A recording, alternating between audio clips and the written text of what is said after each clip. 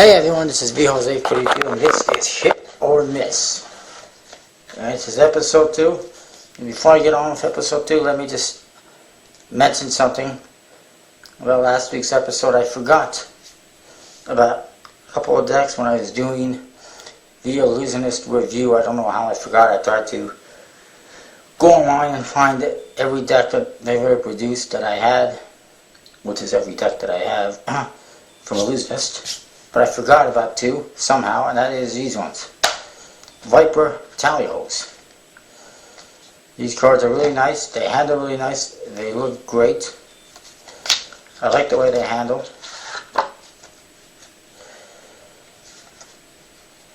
And they look great. Especially these ones. The Circle Back. The Fan Back deck, I'm not as much of a fan of. I like the handling, I like the look and everything. However, much like the White Tiger deck,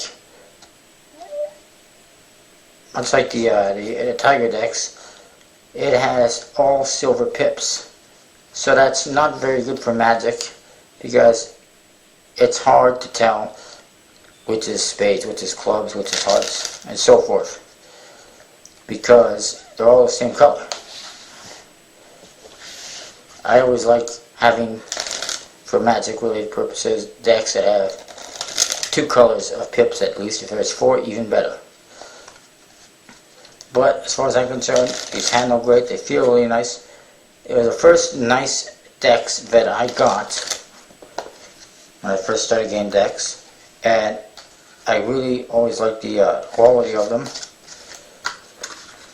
It says they have a airflow finish, and I always like that. So definitely, for the most part, a hit. And I want to thank one of my viewers for mentioning that. And I apologize for forgetting about these. Surprisingly, nobody else noticed. Also, one thing I've noticed about Illusionist is they have a lot of Gaff decks. Theory 11, I've never seen a Gaff deck from them. But Illusionist, you go on the website, you'll find Gaff decks for Arcanes, the Tiger decks, these Tally-Hos, the Vipers, the Ghost, Saddle Masters. They have Rising Card decks for almost all of these decks. They have Stripper decks, Bengali decks for some of them. They have Invisible decks. Pretty much any basic Gaff deck, and not to mention just basic Gaff decks as well. And they also have some Bicycle Gaff decks and an Ultra Gaff deck. So a lot of Gaff decks compared to other Magic companies. Like I said, Fear 11, I don't think I've ever seen any from them. Same with Dan and Dave, same with other companies. So it's quite bizarre that they have so many Gaff decks, and surprisingly they haven't come out with any lately. Anyway, we'll move along from that. That was last week's little finishing rant. I apologize for missing that. Today I'm going to be looking at Dan and Dave. I was debating which one to do. Decided to go with Dan and Dave.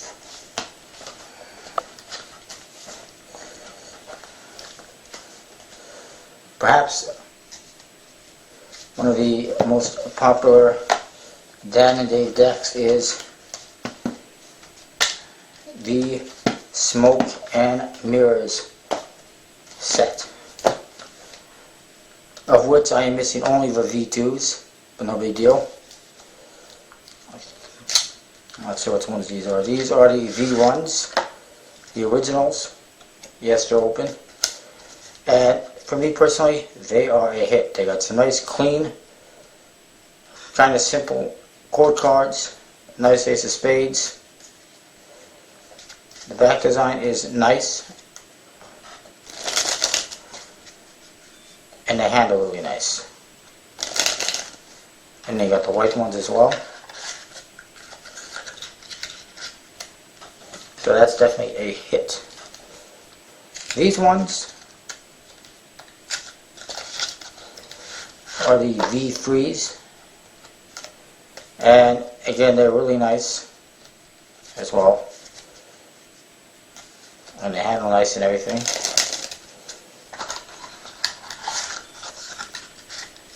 The only little thing about them is the black cards have black borders but white faces, so that's obviously going to cost some chipping and everything, but they do handle really nice, they look really nice. And the only other thing is, there's not a major difference between these ones and these ones, except for pretty much a white border on the first ones. One other thing that's really cool and nice is they actually have a couple of gaff cards. They have a double backer, and they have a black ace of spades with a black face. Surprisingly, they didn't come out with a deck to match that, unless that was a VT. I don't know, but I don't think so. But anyways, again, definitely a hit. All the rest of the series, again, definitely a hit. Especially I like the V6s, the red color and everything. These ones are pretty nice, but I really like the red color. Now, if this was a darker blue, it might be nicer too. We'll just move that side. Then there is, look at this one, the Tungsten deck. This is a pretty cool, kind of rare deck. It does have a one-way back design, but it's really interesting and unique. And it's got some informational cards. And then you got some really weird cards that look like they were done by somebody on crack. Personally, I think they're pretty interesting. As you can see, court cards, everything is custom. They're pretty interesting. There's a Joker. And they handle really, really nice. Unfortunately, they do have a one-way back design. These cards are in French, so it's hard to understand what they say, even though I've taken some French in school. Like eons ago that I took French and I sucked at it, so my French is not very good, to say the least. And then taking into account they have these odd faces. The deck is pretty interesting, but when you take all that into consideration, along with the fact that it costs like I can't remember if it was $26. I think it was about $26, $30. Pretty outrageous price. Highest price I've ever seen on Danaday's website for a deck of cards. That being said, I think I'd have to rate it a miss. Just because of all those little minor details, you know. They handle nice, they look pretty nice and everything, but at the same time, it's a mixed reaction for me. And again, another thing, each card says what it is in the index here, but it says it in French. So I know it says, well, I don't even know what clubs are in French, but that's what it says. But anyway, that's that deck. Pretty cool, but at the same time, not as good as it could have been. Then we have these puppies right here. Look at these ones, the vintage plaid decks. These ones got some nice boxes. I like it's got like a texture to it and everything, and very interesting patterns. The cards are borderless. I think this is the only Dan and Dave deck that I have that is borderless. Again, not too practical for Magic without the borders. Still usable, but not as practical. But they look great. They handle really nice. The faces are nice, and they get a greenish color to them, an olive color, if you will, I guess. But they do have standard faces. A very plain Ace of Spades pip. And bizarre jokers with deers on them. There's the other one. This one actually has a reveal, which you don't see too often from Dan and Dave. Take a look at the other one quickly, I guess.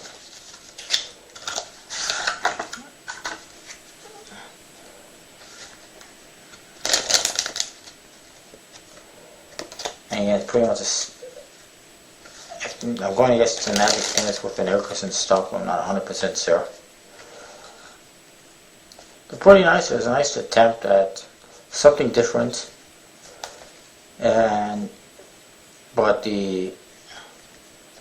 I don't know what's up with these jokers, and the ace of spades is really, really lacking.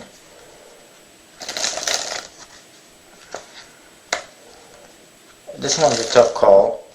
Whether or not I would say it's a pass, I mean a hit or a miss.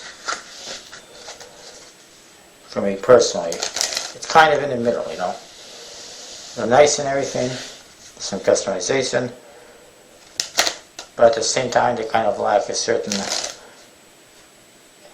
Zen way, you know, a certain I don't know what. Yeah, if you will. So it's kind of in the middle. It's hard to say for me if it's a hit or a miss. Let's move on. Let's press on. If an octopus could palm. These cards are kind of nice. These were one of the first decks that they released with the Magic Finish. Oh yeah, those other cards definitely don't have the Magic Finish in comparison to this one. This one has a nice stock and finish to it. Nice board design. The back design is really interesting. Looks like an octopus's skin. Oop, I'm using the cards. You do get this bonus if an octopus could palm card. Looks like it was drawn by a kid. Faces though are standard. I do like the greens on the court cards. This is kind of what they should have done with the court cards in the NLC decks and House of Playing cards. Then you got this octopus with a fist and a reveal. So it's a joker. Again, the ace of spades, very plain, kind of boring. And then this joker looks like he's starting some card history in a book. The only downside to these cards was, in order to get them, you had to buy a book, and it cost 25 or 50 bucks or whatever it was. It was insanely expensive. It was about 50 bucks. And yeah, it came with a book. I only have one because it was so expensive. I still have the book, even though I haven't really looked at it and don't really plan on it.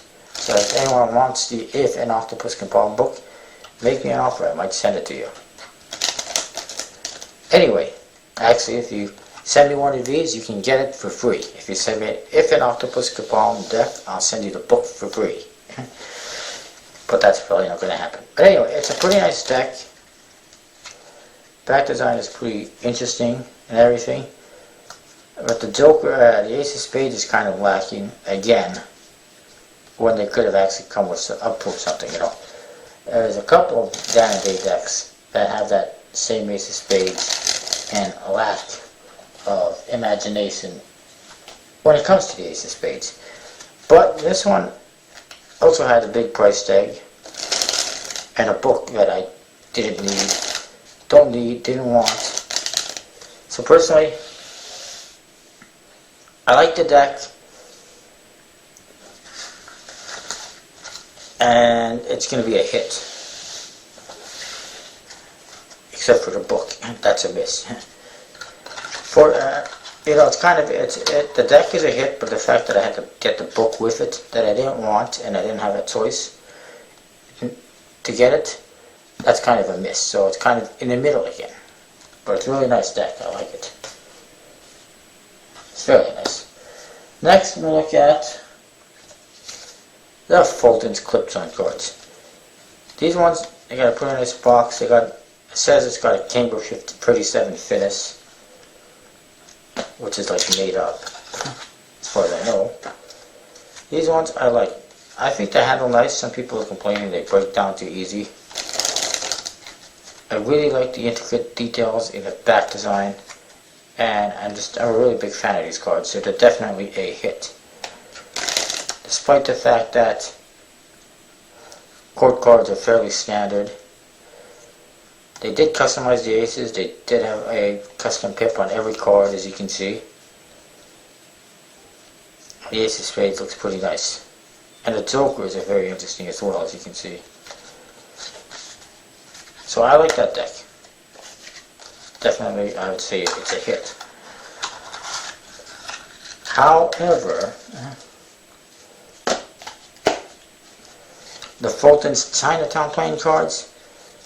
Well, the box looks pretty nice, really shiny and everything, lots of gold. But then we look at the cards. They handle nice, they look nice.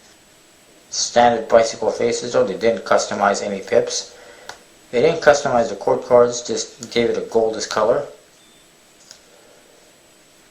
The jokers are somewhat similar to the ones in the other deck, they're not too bad. And the ace of spades is also not bad, but it's lacking a little bit, I think. I'm not a huge fan of this ace. It's not bad, but it's not great. To me, what lacks the most in this deck is the back design. It's kind of dull. I mean, I like the dragons, I like the overall design of the back, but the colors are nasty, especially when you compare it to this. If they had done a metallic ink on this and made it a nicer gold color, it would definitely have been a hit. But because of that, it's actually a miss. And actually, they got these cards here, they got a different back design that almost looks better than what they gave us, because it's red on gold as opposed to gold on red. I don't know. I think the red dragons look better than the gold dragons and everything, and the red borders and everything. I think these ones look a little bit better personally. Some people thought they were going to make another deck like this, but they didn't. They do have another deck coming out though from the Fulton's line, the Fulton's Vegas Casino deck, Ace Vegas Casino, whatever it's called. So maybe it's an opportunity for them to redeem themselves. We'll see. Alright, next, let's look at the Fantastique. There's not too many more to go. The Fantastique is a pretty nifty idea, pretty interesting looking deck. Again, it handles really nice, of course. I just reviewed this one yesterday. If you haven't seen the review, definitely go check it out.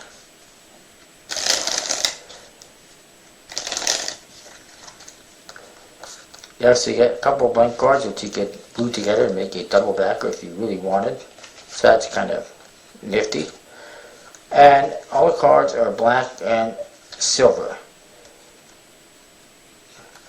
And they look pretty nice. Silver is a little bit hard to see sometimes in the light, depending on how you look at it. It's kind of hard to make out. The jokers are pretty interesting. They're both different. Really some bizarre artwork on these cards, but it's interesting nonetheless. The ace of spades, I don't know, I'm not a huge fan of this ace of spades, but it's alright, I guess. The back design is also not bad, very interesting. I like that it's animated, however, much like the Stickman deck I also reviewed today, or that I reviewed today, I should say. I don't think I mentioned it in that video, but the animations are good, but as soon as you shuffle the deck, everything's out of order. The animation doesn't work like it's supposed to, and it's almost pointless having an animated deck. Not to mention, every card is a little bit different in the back design. It does make it kind of a marked deck, but who's really going to remember what card is what in a deck like this? Personally though, I kind of like them. They handle nicely, they look pretty nice. Despite the fact that the ace of spades isn't anything to brag about. And despite the fact that sometimes it's kind of hard to make out the silver cards in the light. But I'd say it's, generally speaking, is a hit. I like it. And you can definitely tell apart the silvers and the blacks for sure. But the silvers are a little bit hard to tell. I don't know, that's my opinion. Your opinions are always welcome. Couple more to go. Next is this Magicon deck. Let me just double check that I'm still recording here. Good. And this one is not bad looking, it's a little bit plain compared to the other one. But I like it. I really like Again, these cards have a nice finish. Actually, I think this is one of the first ones that had a magic finish, not the Life and Octopus Capone deck. They're still handling pretty good. I really like that blue, two-color blue back design, even though it's kind of plain. Reminds me somewhat of some of these decks that are coming out now with a plain back.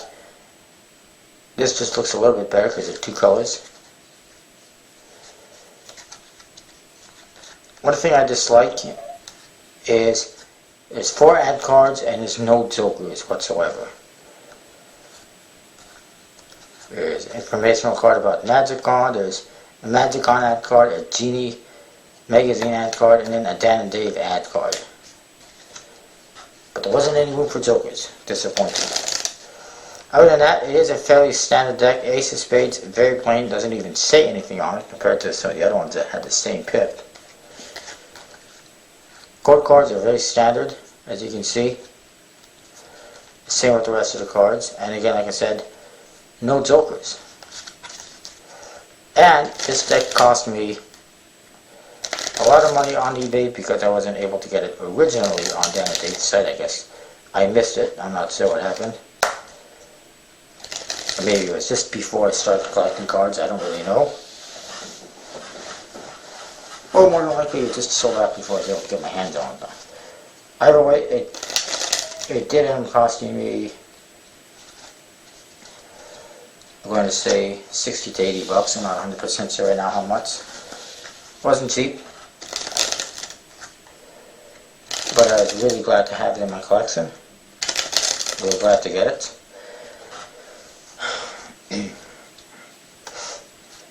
As far as I'm concerned, it's a little bit of a lackluster deck because there's no Jokers. The Ace of Spades has nothing going on with it. And the court cards and faces are all standard. And even though I do like the back design, and it did cost me a lot of money,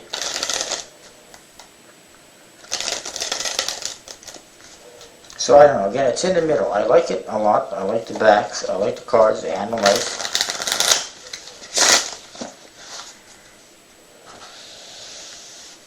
But at the same time, it did cost a lot, and there's not really anything too special about it, other than the price tag. So it's, again, kind of in the middle. The Dan and Dave stuff is getting a little bit difficult for me to say if it's a hit or a miss. Generally speaking, most of the Dan and Dave decks are a hit. A lot of good creativity, some nice stuff. But some of them are kind of in the middle. That is that though. There is one more Magicon deck, which I haven't had a couple of. Again, if you want the If an Octopus Capone book and you have one of these, I'll gladly trade it at no cost, as long as you send me one of these. Alright, this Magicon deck is a hit compared to the other one. It's a lot better. Really nice, colorful box. Whoops. Almost lost the cards. You do get, again, a couple of ad cards, a Dan and Dave ad card, and a Magicon informational card. It handles really nice, as you can see. Now, it does have a one-way back design, but it's very subtle. If you flip it over, you're not really going to notice it that much, because it's not pointing right. As you can see, you reverse it, the point simply reverses itself in the opposite direction, more or less. It's not that noticeable. What I do like about these cards, one, they got pink pips, that's kind of different. And two, the court cards are custom, really nice. Not too much color to them. They got some of the blues that you see on the back of these cards. They look really nice.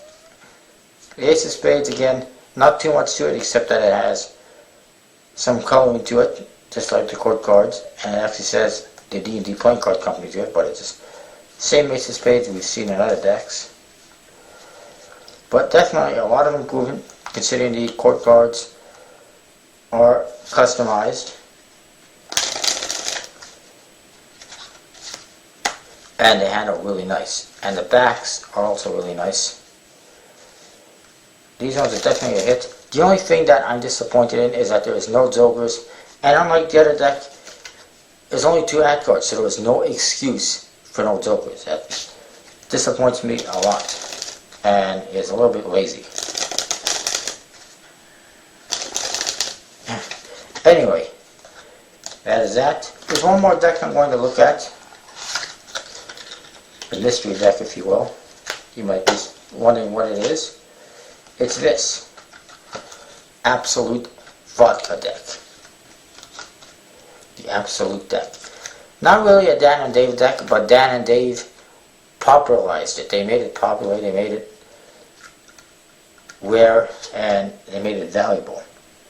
It's also not a USB-C deck. The box looks really nice. A lot of silver and blue. And the cards also are really nice. These cards are really thin, but they feel really nice. They are about, they're only 1 ply card stock or whatever it is. And bicycle cards I think are 4 or 5 times thicker than these, if you will believe. They, generally speaking, handle pretty well. These ones aren't not fanning too well on me right now, but generally speaking they handle not too bad. The back design looks really nice, aside of the fact that it is a one-way design, barely because of that bottle. The faces are pretty nice. Court cards are nice, they're different. I really like how these cards handle and how they feel. They feel really nice despite the fact that they're really thin.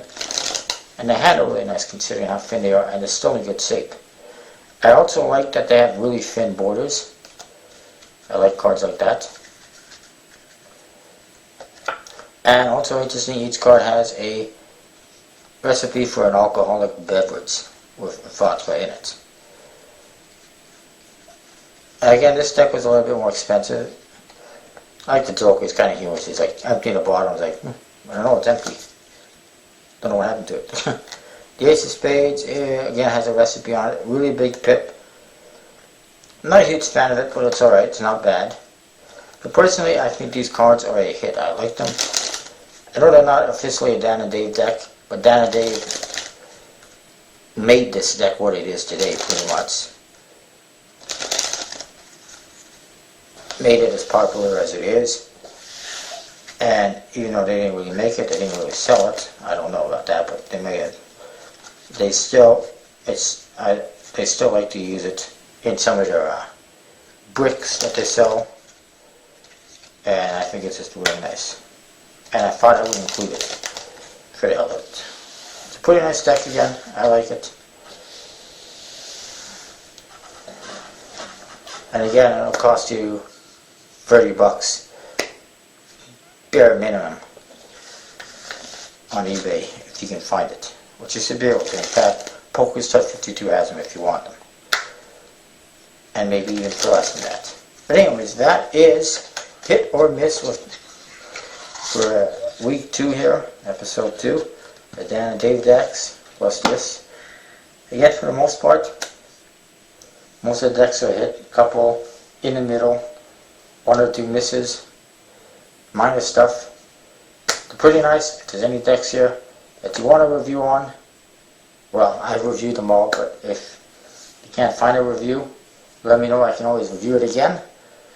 And that is this week's episode. I apologize if it's a little bit long. Stay tuned. I'll be doing this again next week with a different company. Don't know what yet. It's kind of a surprise. We'll see. Alright, see you next time. And don't forget to comment, rate, subscribe.